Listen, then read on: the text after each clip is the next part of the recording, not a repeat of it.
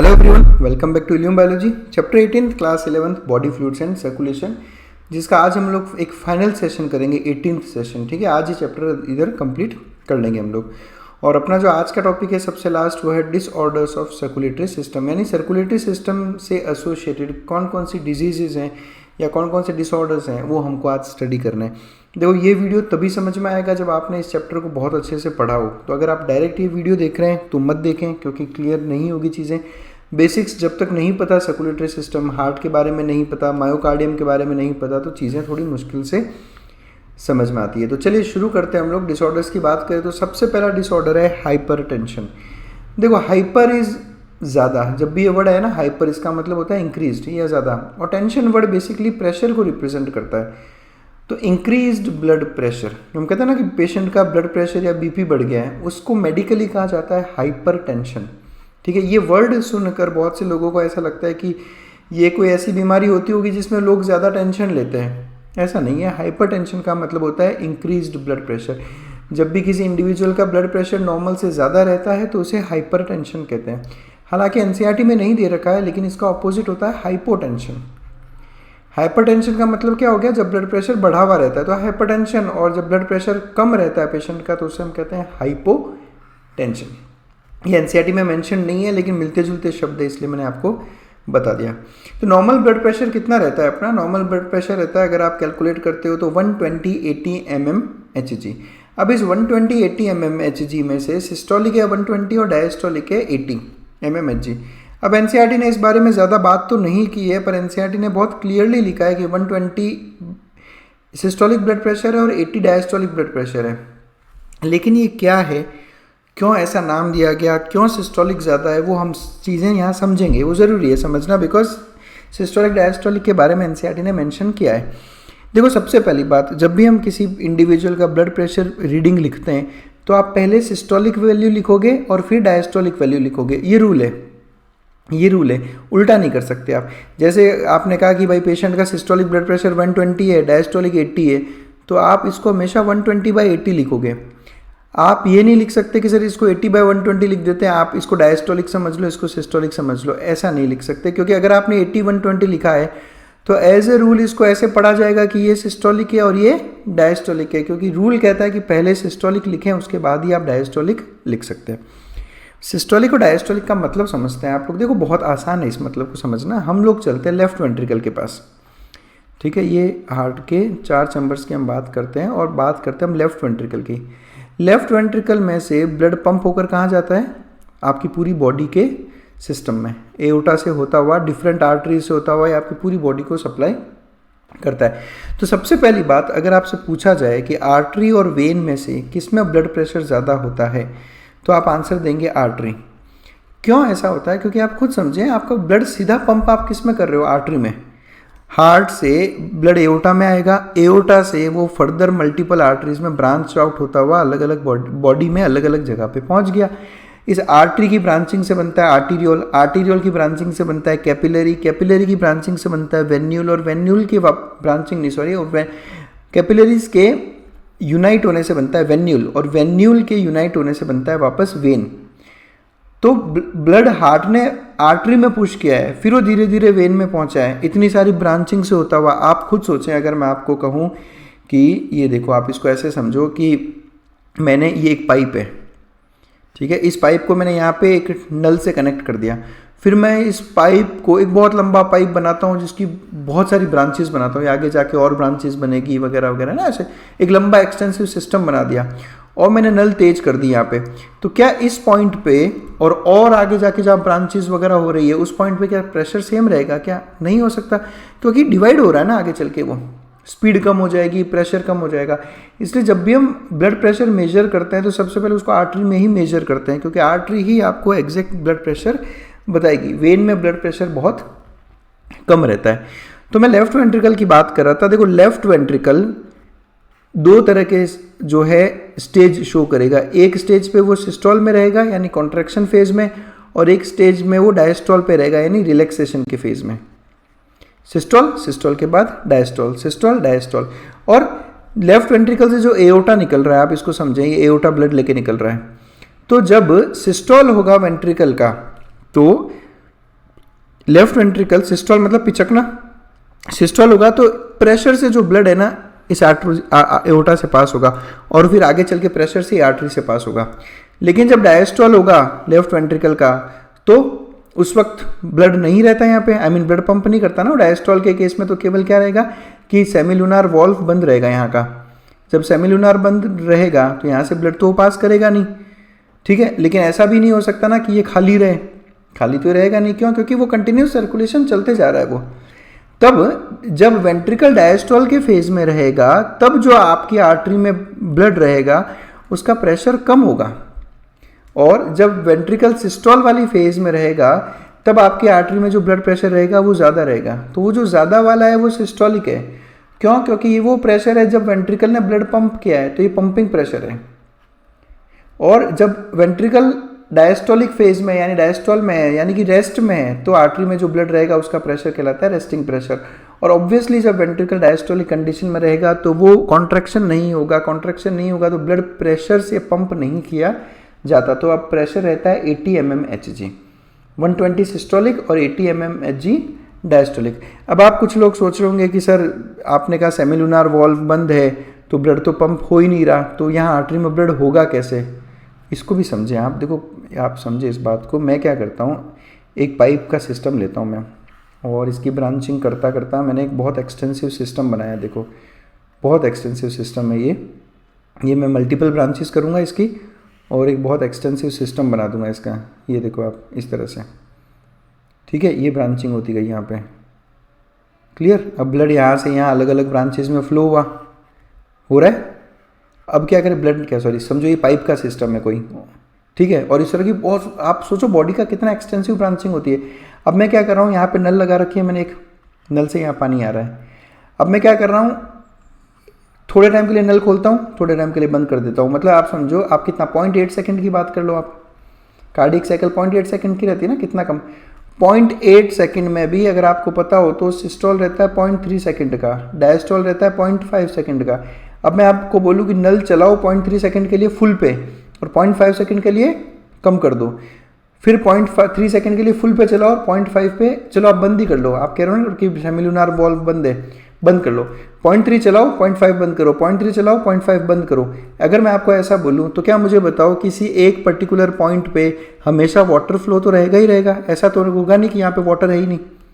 समझो, वाटर में प्रेशर तो रहेगा ही रहेगा क्योंकि आप बंद चालू कर रहे हो, वाटर में प्रेशर रहेगा ही रहेगा। बस ये होगा कि जब आप नल चालू करोगे तो उस वाटर में प्रेशर ज़्यादा रहेगा और बंद करोगे तो वाटर में प्रेशर कम रहेगा। सेम यहाँ पर भी सिस्टम रहता है। तो 120 हमेशा सिस्टोलिक होगा और 80 होगा हमेशा डायस्टोलिक ब्लड प्रेशर। ये तो हो गया नॉर्मल। इस इंस्ट्रूमेंट से आप इसको मेजर करते हो ब्लड प्रेशर को, इसको कहा जाता है स्फिग्मोमेनोमीटर।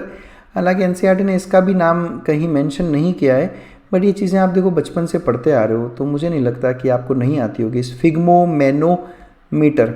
और नहीं आता तो आपको याद हो तो आपने बचपन में मैनोमीटर के बारे में पढ़ा। ये जो वर्ड है ना मैनो वर्ड प्रेशर को ही रिप्रेजेंट कर रहा है। तो स्फिग्मोमेनोमीटर पढ़ा हो नहीं पढ़ा हो फिजिक्स में, आपने मैनोमीटर ज़रूर पढ़ा होगा। मैनोमीटर एक ऐसा इंस्ट्रूमेंट जो एयर का प्रेशर चेक करता है, उसको मैनोमीटर कहते हैं। और स्फिग्मोमेनोमीटर जो ब्लड का प्रेशर चेक करता है। अब यहाँ पे बहुत से स्टूडेंट सवाल पूछते हैं और बिल्कुल लॉजिकल सवाल है, सर इसकी यूनिट mmHg कैसे बनी? ये मिलीमीटर ऑफ मर्क्यूरी, मर्क्यूरी का प्रेशर से क्या लेना देना है? तो ये mmHg का मतलब क्या होता है यहाँ पे, ये यूनिट कैसे बनी इसको समझें आप। देखो इस इंस्ट्रूमेंट में, स्फिग्मोमेनोमीटर में, ये एक ना ट्यूब है यहाँ पे, इस ट्यूब में मर्क्यूरी फील्ड रहती है। देखो यहाँ पे मर्क्यूरी है ये, ठीक है, ये मर्क्यूरी रहती है। तो जब हम ब्लड प्रेशर चेक करते हैं ना तो ये मर्क्यूरी रेज होती रहती है और इसके पास ये यूनिट्स दिख रही है आपको 140, 150, 160, 170, 180, यहाँ से हम मेजर करते हैं, ठीक है। फिर एक तरीका रहता है, वो तो देखो डिटेल में नहीं लेंगे, बट जैसे समझो हमने जब मर्क्यूरी रेज होता है तो जैसे समझो मर्क्यूरी रेज हुआ यहाँ 120 और यहाँ हमें जो है हम यहाँ मेजर कर रहे हैं सिस्टोलिक प्रेशर। तो जब हम सिस्टोलिक प्रेशर मेजर कर रहे हैं और मर्क्यूरी 120 mm, ये मिलीमीटर में, स्केल जो रहती है मिलीमीटर में, 120 मिलीमीटर पे, तो इसलिए हम बोल देते हैं 120 मिलीमीटर ऑफ मर्क्यूरी। ये यूनिट बेसिकली प्रेशर की ऐसे ही बनी है क्योंकि इनिशियल जितने भी मैनोमीटर्स हुआ करते थे उसमें मर्क्यूरी यूज़ होता था। तो ये इसका कंसेप्ट है। अब हम बात करेंगे हाइपरटेंशन की, यानी वो बीमारी जिसमें आपका ब्लड प्रेशर नॉर्मल से ज़्यादा रहता है। अब हमने एक इंडिविजुअल है, उसका बीपी बार बार चेक करते आ रहे हैं और उसका बीपी हर बार 140/90 से हाई रहता है। अब यहाँ पे 140/90 को का मतलब क्या हुआ, 140 सिस्टोलिक, 90 डायस्टोलिक। सिस्टोलिक हमेशा ज़्यादा ही रहेगा, ऑब्वियस सी बात है, क्योंकि सिस्टोल के टाइम पे प्रेशर से ब्लड जाता है ना, और डायस्टोलिक कम रहेगा। अब आप इसको सोचो कि भाई मैं 90 140 लिख दूं, तो आप गलत हो, क्योंकि अगर आप ये लिख रहे हो तो 90 सिस्टोलिक है और डायस्टोलिक 140 है, जो कि पॉसिबल नहीं है। तो इसको कभी भी उल्टा नहीं लिखें, सीधा ही लिखना है। अगर किसी इंडिविजुअल का ब्लड प्रेशर बार बार चेक करने पर इससे ज़्यादा रहता है, तब आप उस कंडीशन को डिफाइन करते हो हाइपरटेंशन। क्योंकि अगर हम केवल ये बोल दें कि भाई इंक्रीज्ड ब्लड प्रेशर, तो इंक्रीज्ड ब्लड प्रेशर तो क्या मतलब, आपका 150 भी इंक्रीज्ड है ना, नॉर्मल में 160 भी इंक्रीज्ड है, तो हम कब इसको हाइपरटेंशन की कैटेगरी देंगे या कब हम इसको एग्जैक्ट डिफाइन करेंगे कि यहाँ पेशेंट को हाइपरटेंशन है। तो उसका वैल्यू रखा गया है 140/90। रिपीटेड चेक करने पे भी अगर 140/90 से ज़्यादा आ रहा है तो ये क्लासीफाई होता है फिर हाइपरटेंशन के रूप में। This is hypertension. अब हाइपरटेंशन से दिक्कत क्या है भाई, सीधी सी बात है, अगर लंबे टाइम तक अगर आपका ब्लड ज़्यादा ही प्रेशर से फ्लो हो रहा हो तो हर ऑर्गन को मिलने वाला जो ब्लड है वो ज़्यादा प्रेशर से उस ऑर्गन तक पहुंचेगा, ठीक है, और यही फिर ब्लड प्रेशर जो ज़्यादा है वो हार्ट पे भी वो इम्पैक्ट करेगा। तो जब हाइपरटेंशन या इंक्रीज बीपी लंबे टाइम तक रहता है तो ये हार्ट डिजीजेस कर सकता है। और केवल हार्ट डिजीजेस क्यों, जितने वाइटल ऑर्गन्स है जैसे ब्रेन, किडनी, भाई इनको पहले एक नॉर्मल प्रेशर पे ब्लड मिल रहा था, अब इनको हाई प्रेशर पे ब्लड मिल रहा है, तो धीरे धीरे इनमें डैमेजेस होते ही होते हैं। क्लियर। तो ये मतलब होता है हाइपर टेंशन का। नेक्स्ट बात करते हैं हम कोरोनरी आर्टरी डिजीज। ये इसके बारे में हमने तब भी डिस्कस किया था जब हमने कोरोनरी वेसल्स पढ़े थे। सबसे पहले तो कोरोनरी आर्टरी का मतलब क्या होता है। कोरोनरी आर्टरी हार्ट की खुद की आर्टरी, हार्ट की खुद की आर्टरी। तो जो एओर्टा रहता है, ये जैसे ये एओर्टा है ना, लेफ्ट वेंट्रिकल से एओर्टा निकलता है, इस एओर्टा से एक ब्रांच निकलती है, ठीक है, इस ब्रांच को आप कहते हो कोरोनरी आर्टरीज। ये देखो आप, ये कोरोनरी आर्टरी है। ये आर्टरी बेसिकली क्या करती है, जो हार्ट की मसल्स हैं यानी मायोकार्डियम, उसको ब्लड सप्लाई करती है। अब मसल्स को ब्लड सप्लाई क्यों करती है, देखो अब यहाँ से जो मैं आपको समझा रहा हूँ बहुत अच्छे से समझना, क्योंकि हार्ट अटैक, कार्डियक अरेस्ट और हार्ट फेलियर ये तीनों बिल्कुल अलग अलग चीज़ें हैं और स्टूडेंट्स हमेशा कंफ्यूज रहते हैं। वो हार्ट फेलियर, कार्डियक अरेस्ट और हार्ट अटैक, इनमें हमेशा कंफ्यूज रहोगे। तो अच्छे से समझो मैं जो कह रहा हूँ। देखो मायोकार्डियम आपका हार्ट की फंक्शनिंग, हार्ट की फंक्शनिंग क्या है, सिस्टोल और डायस्टोल यानी कार्डियक साइकिल। सिस्टोल और डायस्टोल किसकी वजह से होता है, मायोकार्डियम की वजह से, यानी हार्ट की मसल्स की वजह से। मायोकार्डियम कंटिन्यूस काम करती रहती है 24 घंटे। ऐसा तो है नहीं कि आप सो गए तो आपकी हार्ट बीट बंद हो जाएगी, 24 घंटे मायोकार्डियम काम करता है। मायोकार्डियम अगर 24 घंटे काम कर रहा है, इसका मतलब हमें इसे 24 घंटे देनी पड़ेगी एनर्जी। मायोकार्डियम मसल्स को कंटिन्यूस एनर्जी देनी पड़ेगी। मसल्स को कंटिन्यूस एनर्जी कहाँ से मिलेगी, जब आप कंटिन्यूस इन मसल्स को ग्लूकोज और ऑक्सीजन देते रहोगे। जब आप इसको ग्लूकोज और ऑक्सीजन देना बंद कर दोगे तो मायोकार्डियम तक एनर्जी नहीं पहुंचेगी, मायोकार्डियम एनर्जी नहीं बना पाएगा, तो मायोकार्डियम जो है वो ऑब्वियसली डैमेज हो जाएगा ना। मायोकार्डियम को अगर आप एनर्जी नहीं मिलेगी वो तो डैमेज हो गया। वो टिश्यू है, एक टिश्यू तब तक जिंदा रहता है जब तक उसके पास एनर्जी है। जिस वक्त उसको ग्लूकोज और ऑक्सीजन आपने देना बंद कर दिया वो टिश्यू डेड हो जाएगा, क्योंकि उसकी कोई फंक्शनिंग वहां पर नहीं होगी।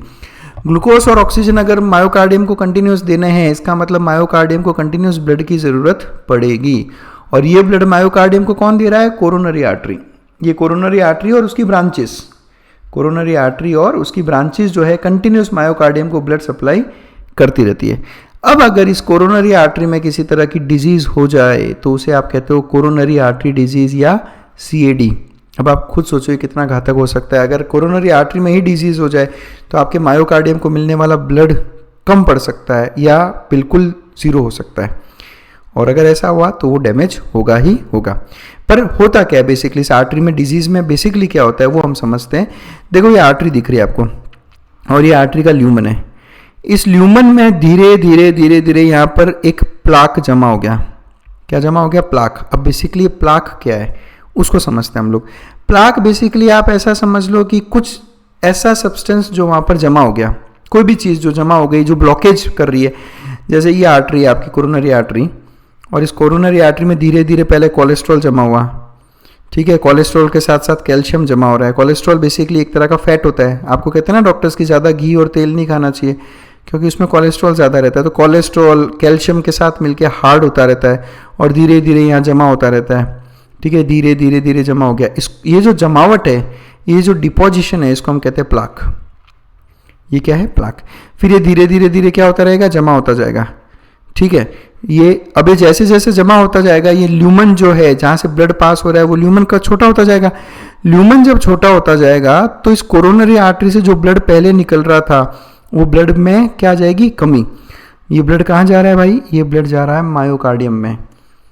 ब्लड कहाँ जा रहा है? मायोकार्डियम में। अब इस स्टेज पे अब आप इसको कहते हो पार्शियल ब्लॉकेज। क्या कहते हो? पार्शियल ब्लॉकेज, यानी कि आर्टरी जो है पार्शियली, पार्शियल मतलब नॉट कंप्लीट, आधा है ना, इनकम्प्लीट, ब्लॉक हो गई। जितना ब्लड पहले मिलता था मायोकार्डियम को उतना ब्लड नहीं मिल पा रहा, यानी मायोकार्डियम उस एफिशिएंसी से काम नहीं कर रहा जिस एफिशिएंसी से वो पहले करता था। ये यहीं पे नहीं रुका और आपने ध्यान दिया नहीं, आपको लक्षण आए, साइन सिम्टम्स आए आपको, लेकिन आपने सोचा कि ठीक है यार ये थोड़ा बहुत हो जाता है कभी कभी। धीरे धीरे धीरे प्लाक बढ़ता गया, धीरे धीरे प्लाक बढ़ता गया।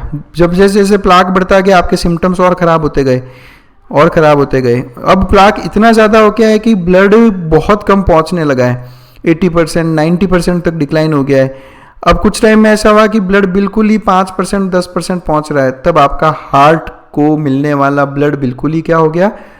5% 10% 0%। उस केस में क्या होगा? अब मायोकार्डियम काम नहीं करेगा। इसको आप कहते हो हार्ट अटैक।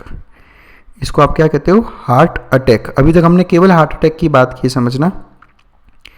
इसको हमने क्या कहा? Heart attack. हार्ट पे अटैक है। क्यों? क्योंकि हार्ट को मिलने वाला ब्लड सप्लाई शून्य हो गया है या फिर बहुत कम पहुंच रहा है। इतना कम ब्लड पहुंच रहा है कि मसल्स काम नहीं कर रही, मायोकार्डियम काम नहीं कर रहा, तो हार्ट का सिस्टोल डायस्टोल सारा रुक जाएगा। हार्ट की फंक्शनिंग रुक गई, सिस्टोल डायस्टोल, तो आपके जितने ऑर्गन्स हैं उनको ब्लड मिलना बंद हो जाएगा। ब्लड पंप ही नहीं कर पा रहा heart. This is heart attack. और ये क्यों हुआ? इस ब्लॉकेज की वजह से। तो इसका एक रीजन तो मैंने आपको क्या बताया? प्लाक का डिपोजिशन। प्लाक यानी कोलेस्ट्रॉल, कैल्शियम, ये सब का डिपोजिशन। एक और रीजन हो सकता है, एक और रीजन हो सकता है ब्लड क्लॉट हो गया वहां पे, किसी रीजन से यहाँ पर क्या हो गया? Blood clot. बिल्कुल एक आर्टरी है यहाँ पर, कोरोनरी आर्टरी।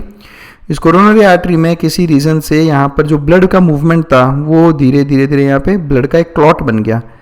ब्लड का जैसे ही क्लॉट बना, ये क्लॉट तो यहाँ पर आकर समझो जमा हो गया यहाँ पर। अब बस ये दिक्कत हो गई। अब ये ब्लड को आगे जाने से रोक रहा है, तो अल्टीमेटली इससे भी क्या होगा? Heart attack. यानी दो रीजन हो गए। अब ये ठीक है।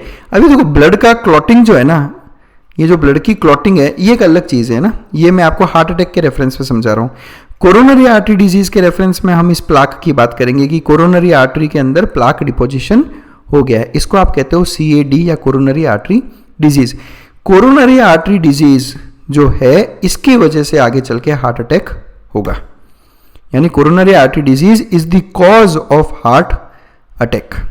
समझ में आया? CAD कॉज है और ट्रीटमेंट भी किसका करोगे? Heart attack. भाई हार्ट अटैक क्या है? Heart attack is a manifestation of coronary artery disease. CAD की वजह से हार्ट अटैक आया है, तो हार्ट अटैक का ट्रीटमेंट क्या होगा? ये जो प्लाक डिपोजिशन है उसको हटाना है। जब तक आप इस ब्लड सप्लाई को रिस्टोर नहीं करोगे आपका हार्ट जो है प्रॉपर काम करना चालू नहीं करेगा। तब जब आप बच गए तो उसकी बात कर रहा हूँ, टाइम पे हॉस्पिटल पहुँच गए तो। हार्ट अटैक आ चुका है, आप टाइम पे हॉस्पिटल नहीं पहुँच पाए तो ट्रीटमेंट पॉसिबल नहीं है।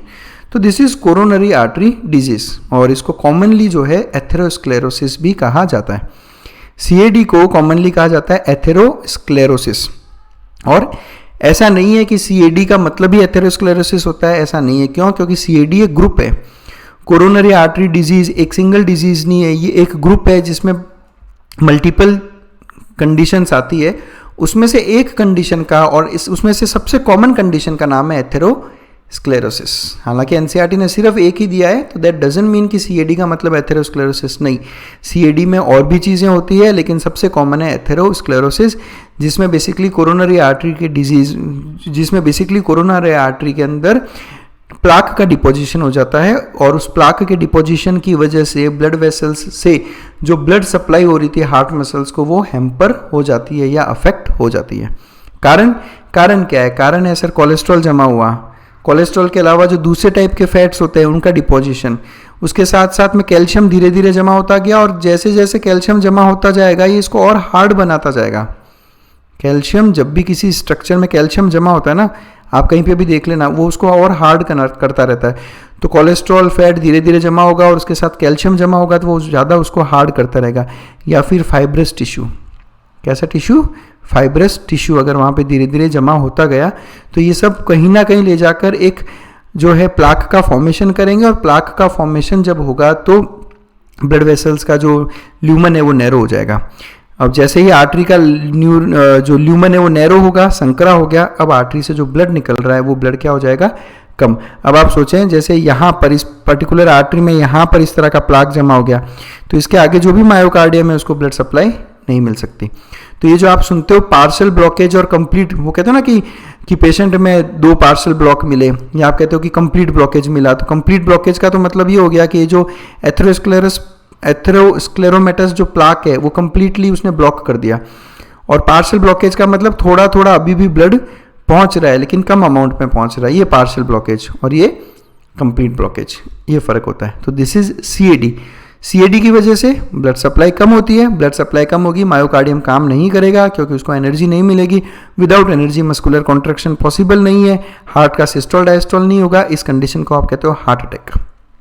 क्लियर? तो यहाँ पे हमने हार्ट अटैक तो क्लियर किया।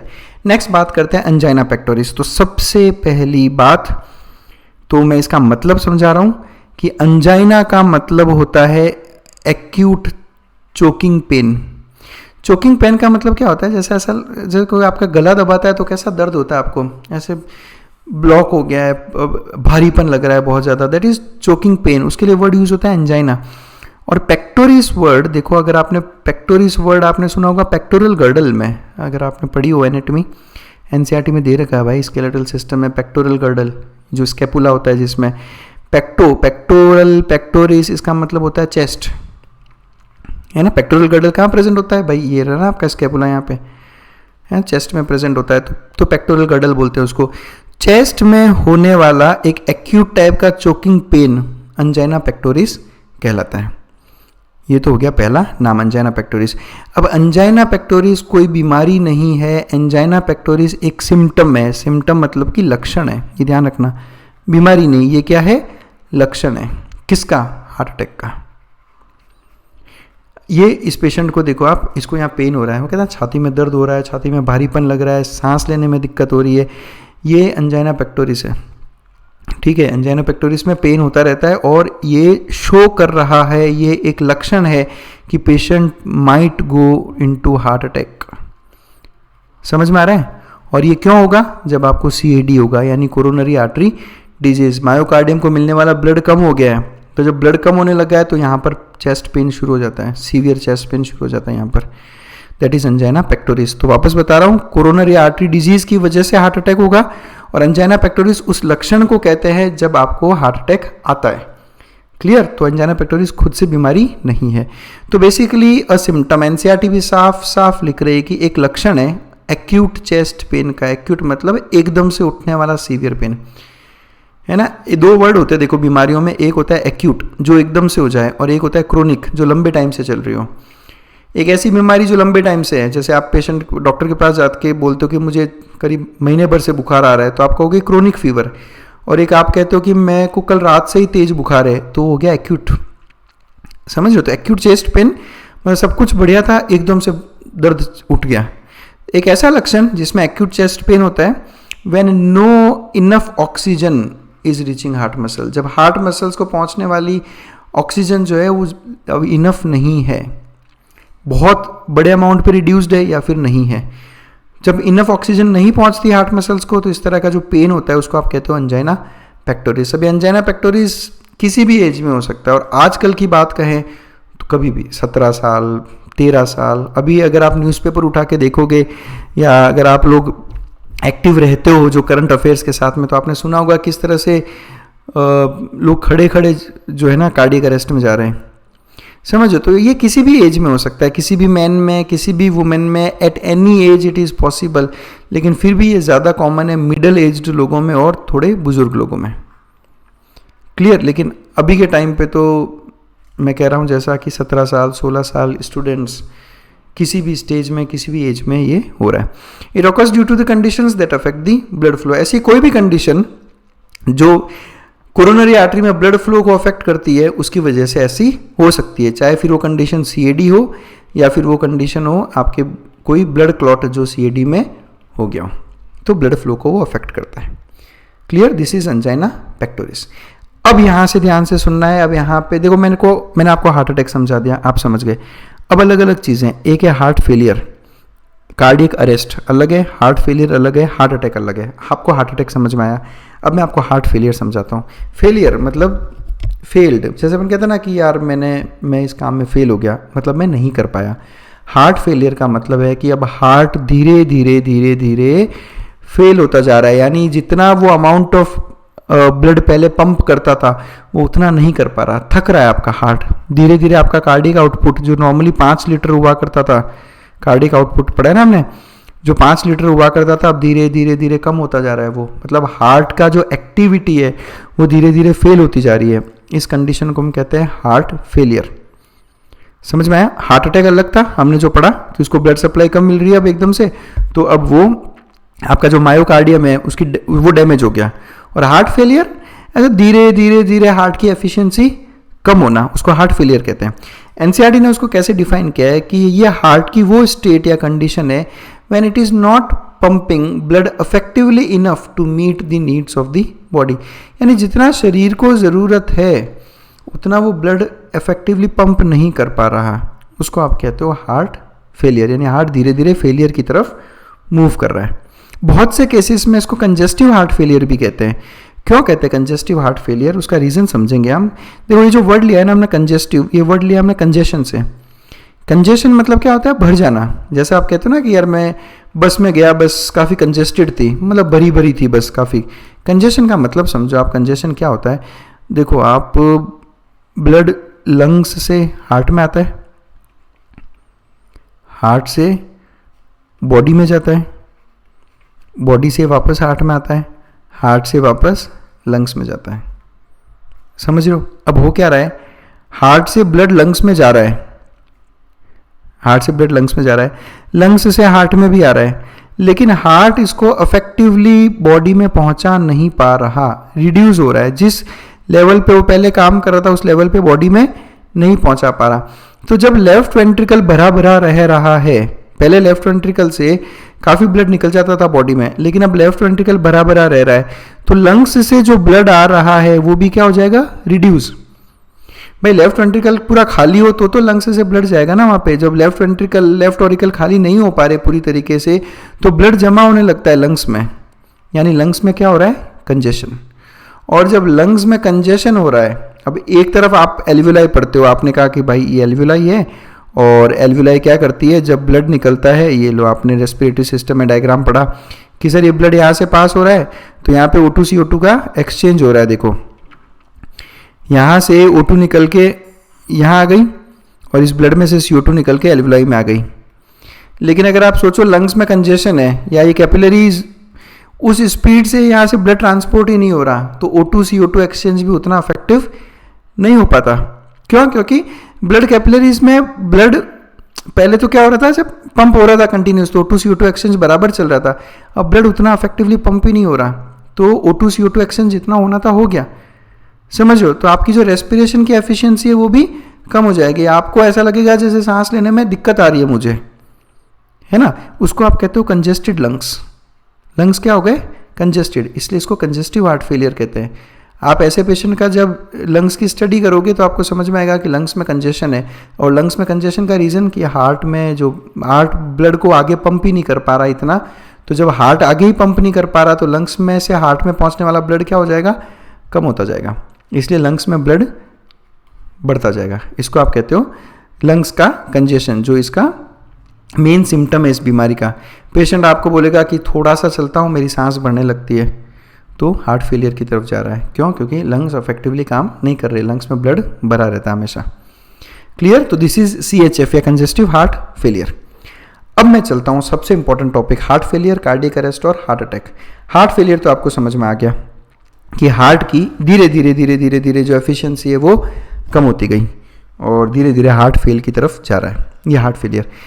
मैंने आपको थोड़ी देर पहले क्या समझाया, थोड़ी देर पहले मैंने आपको समझाया हार्ट अटैक, कि हार्ट अटैक क्यों आया है। अब आप कार्डियक अरेस्ट और हार्ट अटैक में डिफरेंस समझें। हार्ट फेलियर तो अलग चीज़ हो गई जो आपको समझ में आ गया। अब आपको समझना ज़रूरी है कार्डियक अरेस्ट और हार्ट अटैक के बारे में, क्योंकि मिसडायग्नोस्ड है। कार्डियक अरेस्ट के केस को लोग हार्ट अटैक समझ रहे हैं, हार्ट अटैक के केस में को आप कार्डियक अरेस्ट समझ रहे हो, और इन दोनों का ट्रीटमेंट बिल्कुल अलग अलग है। आपके पास जब एक हार्ट का पेशेंट बहुत इमरजेंसी कंडीशन में है और आपको यही नहीं पता कि भाई वो हार्ट अटैक से सफ़र करा है कार्डियक अरेस्ट से, जबकि इन दोनों का ट्रीटमेंट ही अलग अलग है। हार्ट अटैक के पेशेंट को कार्डियक अरेस्ट का ट्रीटमेंट दोगे, कैसे ठीक होगा? कार्डियक अरेस्ट के केस को हार्ट अटैक का ट्रीटमेंट दोगे, कैसे ठीक होगा? तो ये समझना बहुत ज़रूरी है कि दोनों में डिफरेंस क्या है। जब आपको ये समझ में आएगा तो चीज़ें अपने आप समझ में आएगी। समझना अच्छे से मैं क्या कह रहा हूँ। मैं वापस चलता हूँ मायोकार्डियम की तरफ। हार्ट की एक्टिविटी का पूरा गेम कौन खेलता है? मायोकार्डियम। जब तक मायोकार्डियम जिंदा है हार्ट प्रॉपर काम करता रहेगा। जब मायोकार्डियम काम करना बंद कर देगा हार्ट काम करना बंद कर देगा। अब समझना ये मायोकार्डियम ये कह रहा है कि मैं दिन भर काम कर सकता हूँ, मैं दिन भर कॉन्ट्रैक्शन करूँगा, बेशर्ते मुझे बराबर तुम क्या देते रहो? ब्लड। बराबर क्या देते रहो? ब्लड। तो हमने कहा ठीक है भाई, हम तुम्हें देते हैं कोरोनरी आर्टरी, और इस कोरोनरी आर्टरी से तुम्हें बराबर ब्लड मिलता रहेगा। एक तो ये कंडीशन डाल दी इन्होंने कि मुझे क्या चाहिए? पहली कंडीशन। मायोकार्डियम बोलता है मुझे पहली कंडीशन है मुझे तुम ब्लड देते रहो, मैं धड़कता रहूँगा, यानी तुम मुझे खून दो, मैं तुम्हें ज़िंदगी दूंगा। ठीक है, तो हमने कहा ठीक है भाई, तुम्हें कंटिन्यूस ब्लड मिलता रहेगा। ठीक है। दूसरी तरफ मायोकार्डियम बोलता है कि मुझे केवल ब्लड नहीं, मुझे स्टिमुलेशन भी तो चाहिए, कोई तो मुझे बताए कि मुझे धड़कना है। मसल है वो, मायोकार्डियम क्या है? मसल है। तो जब वो मसल है, ठीक है, तो अपने आप तो वो करेगा नहीं, उसका सारा गेम किसके पास में है? नोडल टिश्यू पढ़ा था अगर आपको याद हो तो, sinoatrial node, atrioventricular node, bundle of hedge. जब तक उसको स्टिमुलेशन मिलता रहेगा कि हाँ भाई कॉन्ट्रैक्शन करो, हाँ भाई कॉन्ट्रैक्शन करो, इम्पल्स देता है इसको साइनोएट्रियल नोड। अगर आपको याद हो तो 1 मिनट में हमने पढ़ा था 72 टाइम्स इम्पल्सिस क्रिएट करता है पर मिनट, और हर मिनट में उसको इम्पल्स देता है कि चलो धड़को, चलो कॉन्ट्रैक्शन, चलो सिस्टोल करो, चलो सिस्टोल करो, चलो सिस्टोल करो। तब ये सिस्टोल करता रहेगा। जिस दिन हमने इसको बोल दिया कि नहीं रुक जाएगा, ये क्या कर जाएगा? रुक जाएगा। समझो, आप एक स्टूडेंट हो, आपको पढ़ने के लिए 2 चीज़ें चाहिए, एक किताबें और एक स्टिमुलेशन। रोज़ पिताजी पकड़ के मारेंगे तो तुम्हारी पढ़ाई चालू रहेगी। जिस दिन पिताजी ने मारना, डांटना, या तुम्हारे अंदर का ही खुद का इंस्पिरेशन या तुम्हारे अंदर का खुद का ही वो खत्म हो गया, तो मैं तुम्हें कितनी बुक्स ला के दे दूँ, तुम नहीं पढ़ोगे। समझो, एक तरफ ऐसा हो रहा है कि तुम्हारे पिताजी रोज़ डांटते हैं लेकिन तुम्हें बुक्स नहीं दे रहे, तो तुम पढ़ोगे नहीं। यहाँ समझें आप इस चीज़ को। मायोकार्डियम को केवल 2 चीज़ें चाहिए, एक स्टिमुलेशन ऐसे नोड से कंटिन्यूस, और एक ब्लड। समझो, एक केस लेता हूँ मैं, पहला केस लेता हूँ मैं, केस 1। केस 1 में SA नोड बराबर इसको स्टिमुलेट कर रहा है कि भाई सिस्टोल करो, भाई सिस्टोल करो। ठीक है, 1 सेकेंड रुको, मैं केस 1 यहाँ लिखता हूँ। केस 1 ले रहा हूँ मैं। केस 1 में हमने क्या कहा? कंटिन्यूस क्या मिल रहा है उसको? स्टिमुलेशन। ऐसे नोड बराबर काम कर रहा है 72 टाइम्स पर मिनट, लेकिन मायोकार्डियम को ब्लड नहीं मिल पा रहा। क्यों? क्योंकि कोरोनरी आर्टरी डिजीज है। स्टिमुलेशन है, ब्लड नहीं है, स्टिमुलेशन है, ब्लड नहीं है। तो मायोकार्डियम, और धीरे धीरे धीरे क्या होगा? ब्लड बिल्कुल ही जब कम हो जाएगा तो मायोकार्डियम क्या हो जाएगी? डैमेज। मायोकार्डियम डैमेज हो चुका है, मैं स्टिमुलेट किए जा रहा हूँ, ऐसे नोड से इम्पल्स मिल रहा है, सिस्टोल करो, सिस्टोल करो, सिस्टोल करो, लेकिन ब्लड है ही नहीं, मायोकार्डियम डैमेज। कंटिन्यूस स्टिमुलेशन है, ब्लड सप्लाई नहीं है, मायोकार्डियम डैमेज। इसको आप कहोगे हार्ट अटैक। इसको क्या कहोगे? Heart attack. समझ में आया? तो हार्ट अटैक सर्कुलेशन प्रॉब्लम है, ब्लड नहीं मिला, स्टिमुलेशन दिया, ऐसे नोड की कोई गलती नहीं। सेकंड केस लेते हैं हम लोग। सेकंड केस लिया हमने, ग्रीन कलर में लेते हैं इसको। केस 2। केस 2 कुछ ऐसा है कि ब्लड बराबर है, ब्लड बराबर है, कोरोनरी आर्टरी बिल्कुल बढ़िया बनाओ, ग्लूकोज लो, ऑक्सीजन लो, सब बढ़िया है।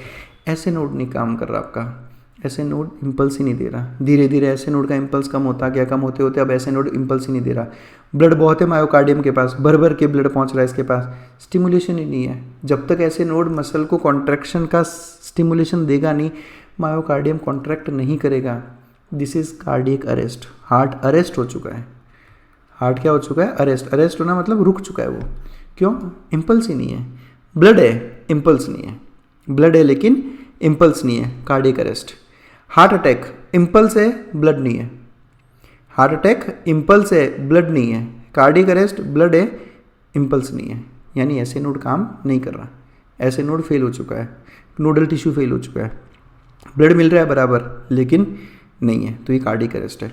अब आप सोचें, अगर आप इसको मिसडायग्नोज कर लें, कार्डियक अरेस्ट का केस है और आप समझो यार इसको कोई ब्लड क्लॉट होगा या ऐसा होगा, फटाफट इसकी वेसल में जाते हैं और इसको क्लीन कर लेते हैं, फटाफट एंजियोग्राफी करते हैं, कुछ नहीं मिलेगा क्यों? है ही नहीं। अब आप खुद मुझे सोच के बताओ कि किस केस में एक पेशेंट डॉक्टर को टाइम दे सकता है कि हम उसको ठीक कर सकें? हार्ट अटैक के केस में पेशेंट अगर हमारे पास में इस स्टेज पे आ जाए कि 70% ब्लॉकेज है और पेशेंट हमारे पास आ जाता है तो ठीक हो जाएगा। कार्डियक अरेस्ट ये ऐसी कंडीशन है जिसमें patient on the spot death होने के पूरे चांसेस हैं, ऑन द स्पॉट है। आप जितने भी आजकल केसेस सुनते हो ना कि जिम में एक्सरसाइज कर रहा था एकदम से गिर गया, आपने अभी सुना होगा गुजरात में, महाराष्ट्र में काफ़ी केसेस हुए। इनफैक्ट अभी की बात कर रहा हूँ मैं आपको, आज की डेट बताता हूँ। अब 20 अक्टूबर है आज, 20 अक्टूबर 2024, अभी अभी नवरात्रा ख़त्म हुआ है। बहुत न्यूज़ सुनी है हमने कि नवरात्रा में लोग डांडिया कर रहे थे और डांडिया करते करते वो एकदम से ज़मीन पे गिर गया और डेथ हो गई। तो that is not heart attack, that is cardiac arrest.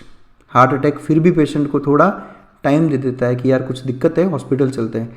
Cardiac arrest time नहीं देता। कार्डियक अरेस्ट खड़ा खड़ा, आप खुद सोचें, एक हार्ट है, प्रॉपर फंक्शन कर रहा है और एकदम से ऐसे नोड बोलता है नहीं है, इम्पल्स दे ही नहीं रहा, मैं डिफेक्ट हो गया ऐसे नोड में, इम्पल्स ही नहीं, पेशेंट वहीं डेड।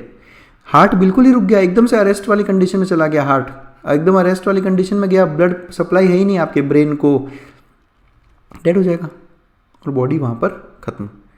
समझो ये डिफरेंस होता है हार्ट अटैक में और कार्डियक अरेस्ट में। एक्सप्लेन कैसे करें? एक्सप्लेन ये करते हैं बुक वाले कि heart attack is a circulation problem. Heart attack is a circulation problem, बिल्कुल सही बात है। देखो ब्लड सर्कुलेशन का प्रॉब्लम है ये। जबकि कार्डियक अरेस्ट में बुक्स लिखते हैं कि cardiac arrest is an electrical problem, बिल्कुल सही बात है भाई। इलेक्ट्रिकल प्रॉब्लम, इम्पल्सिस क्या है? इम्पल्सिस आपका क्या है? एक्शन पोटेंशियल क्या है ना, वोल्टेज में लिखते हो ना आप उसको, action potential plus 25 millivolt. Electrical problem है कार्डियक अरेस्ट। हार्ट अटैक आपका एक कैसा प्रॉब्लम है? हार्ट अटैक आपका है सर्कुलेशन प्रॉब्लम। इसको आप और एक एनालॉजी अगर मैं आपको देना चाहूँ तो आप इसको ऐसे समझ लो कि आप एक गार्डन है, ठीक है, गार्डन में घास उगा रखी है आपने, ठीक है, और आप क्या बोलते हो, आपने यहाँ पे एक टैप लगा रखा है, नल लगा हुआ है और नल से कनेक्टेड एक पाइप आपने जोड़ दिया। अब आप क्या करते हो, इस नल से कंटिन्यूस पानी जाता है तो घास उगी हुई रहती है बराबर, ठीक है। और अब आप क्या कर रहे हो, दो कंडीशन ले लो। एक कंडीशन ये है कि आपने नल चालू किया ही नहीं, ये पाइप बिल्कुल सही है, जो पानी लेके आता है वो पाइप बिल्कुल सही है, लेकिन आपने नल ही चालू नहीं किया, इसको पानी नहीं मिलेगा, ये डेड हो जाएगा। दूसरा केस, आप नल तो बराबर चालू कर रहे हो लेकिन इस पाइप में कुछ फंसा हुआ है, बॉल फंस गई समझो। नल बराबर चालू करते हो, आप रोज सुबह आते हो नल चालू कर देते हो, लेकिन इसको पानी पहुंच ही नहीं रहा। तो जब आप नल बंद करना भूल गए हो तो दैट इज कार्डियक अरेस्ट। नल चालू है, आप बराबर उसको चालू कर रहे हो, लेकिन वहाँ प्रॉब्लम पाइप के अंदर है, तो दैट इज हार्ट अटैक। तो ये फर्क रहता है हार्ट अटैक और कार्डियक अरेस्ट में। आई होप आप लोगों को समझ में आई होगी ये चीज़। आप ये पिक्चर देखो, कार्डियक अरेस्ट में वो क्या कह रहा है, इलेक्ट्रिकल प्रॉब्लम है भाई, इलेक्ट्रिकल प्रॉब्लम है। ऐसे नोड बराबर 72 बीट्स दे रहा था पर मिनट, अब वो एकदम से आ गया कि मैं 25 ही दे रहा हूँ, नहीं, हार्ट इफेक्टिवली काम ही नहीं कर पाएगा, आपकी बॉडी ऑर्गन्स तक प्रॉपर ब्लड पहुँच ही नहीं रहा। हार्ट अटैक में क्या हो गया, आर्टरी ब्लॉक हो गई, आर्टरी ब्लॉक हो गई, सर्कुलेशन प्रॉब्लम। सबसे बड़ा डिफरेंस ये याद रखना है आपको, हार्ट अटैक सर्कुलेशन प्रॉब्लम है, कार्डियक अरेस्ट आप इसको याद, नाम से याद कर लो। अरेस्ट मतलब क्या होता है, जैसे एकदम से पुलिस आती है ना चोर के पास, यू आर अंडर अरेस्ट, तो वहाँ खेल खत्म चोर का। कार्डियक अरेस्ट मतलब खेल खत्म, समझो। वैसा यहाँ एक और देख लो, कार्डियक अरेस्ट इन्होंने क्या किया, कार्डियक अरेस्ट इन्होंने कैसे एक्सप्लेन किया कि मैंने पीछे से पिन ही निकाल दी आपके। अब जब पिन ही निकाल दी तो इम्पल्सिस है ही नहीं उसके पास में, है ना, ये ख़त्म है बस, ब्लड वगैरह सब है, पिन निकाल दी मैंने। और हार्ट अटैक प्लम्बिंग प्रॉब्लम बता दिया उसने कि तुम्हारे तक जो ब्लड पहुंचाने वाली वेसल है वही ब्लॉक है। तो हार्ट अटैक प्लम्बिंग प्रॉब्लम और कार्डियक अरेस्ट इलेक्ट्रिकल प्रॉब्लम, ठीक है, उसका बीट होना बंद हो जाता है, ऐसे नोड के साथ दिक्कत हो जाती है। तो आपने सुना होगा ना कि अभी जगह अगर ट्रीटमेंट की भी बात करें हम छोटा मोटा जैसे ब्लॉकेज वगैरह, तो आपने सुना होगा कि एक पेशेंट को कि उसको पेस मेकर लगाया आपने। तो पेस मेकर कब लगाओगे आप, कार्डियक अरेस्ट के केस में या हार्ट अटैक के केस में? ऑब्वियसली पेस मेकर, हार्ट की पेस बनाने वाला, तो आप कार्डियक अरेस्ट के केस में लगाओगे ना। और आप कहते हो कि पेशेंट को 2 ब्लॉकेज थे, ऑपरेशन करके ब्लॉकेज खोल दिए, तो ब्लॉकेज किस केस में खोलोगे, हार्ट अटैक के केस में। कार्डियक अरेस्ट के केस में ब्लॉकेज है ही नहीं, क्या खोलोगे, सीधा पेस मेकर ही लगता है अगर पेशेंट टाइम पे पहुंच गया तो। क्लियर, ये रहता है आप वहाँ पे। तो कार्डियक अरेस्ट में हार्ट बीट करना बंद कर देता है, और हार्ट अटैक में हार्ट की मसल्स को मिलने वाला ब्लड सप्लाई इनएडिक्वेट हो जाता है, जिसकी वजह से हार्ट की मसल्स काम करना बंद कर देगी, डैमेज हो जाएगी, उसको आप हार्ट अटैक कहते हो। और ऐसा नहीं है, हार्ट अटैक इनके बिना बहुत सारे टर्म्स हैं। आप अब जैसे जैसे आप आगे एमबीबीएस में पढ़ोगे या फिर डिटेल वाले वीडियोस देखो आप, मायोकार्डियल इन्फेक्शन, इस्चीमिया, बहुत वर्ड्स हैं, पर अभी आप केवल एनसीईआरटी तक पढ़ो, इतना बहुत है। तो आई होप आप लोगों को समझ में आया होगा। इनफैक्ट समझने के साथ साथ आज मज़ा आया होगा, बिकॉज ये काफ़ी क्यूरियस चीज़ें होती है, पढ़ने में इनमें बहुत मज़ा आता है। फिर भी कोई डाउट हो व्हाट्सएप करो, मेल कर दो, इंस्टाग्राम हैंडल पे बात कर लो। और अगर आपको लगता है कि चैनल पे वीडियोस बहुत हेल्पफुल है आप लोगों के लिए, स्टडीज़ में बहुत हेल्प मिलती है, हर वीडियो के नीचे ज्वाइन बटन है, मेंबर बनो, सपोर्ट करो हमें, ताकि इस तरह के और भी बहुत सारे वीडियोज़ मैं आप लोगों के लिए बनाता रहूँ। तो बस that's it, thanks lot for watching us.